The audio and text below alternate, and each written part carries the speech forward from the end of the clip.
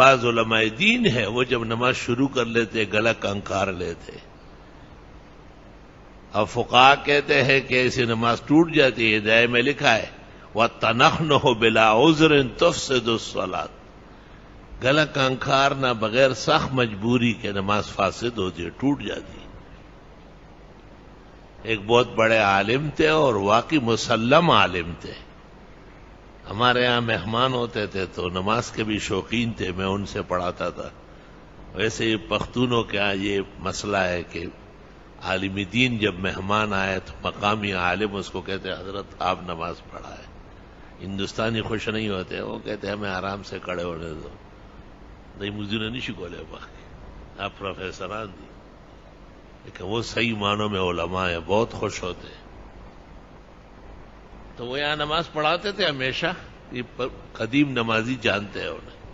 لیکن عجیب بات تھی کہ جب وہ اللہ اکبر کر کے اس کے بعد غلط 2-4 دفعہ کنکارتے تھے اور پھر ہر ادا میں اور رکن میں. تو ایک دن میں نے ان سے پوچھا کہ اسے نماز جو آپ پڑھاتے ہیں یہ ہو جاتی ہے؟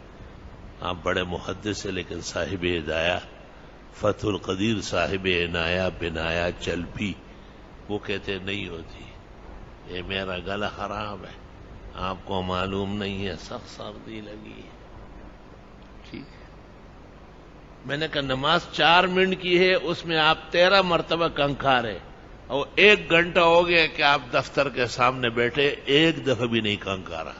کوئی سردی وردی نظر زکام نہیں ہے، خراب عادت ہے. تو وہی انسان ہے اگر عادت نمازی کی نہیں بنی صحیح تو وہ آسمان تک پہنچ جائے، قطب و غوث بن جائے، تب بھی جت دکھوتی ہوتے آن کلوتی، وہ غلط عادتوں میں مبتلا رہے گا. عادات کی اصلاح کرنا بہترین کام ہے.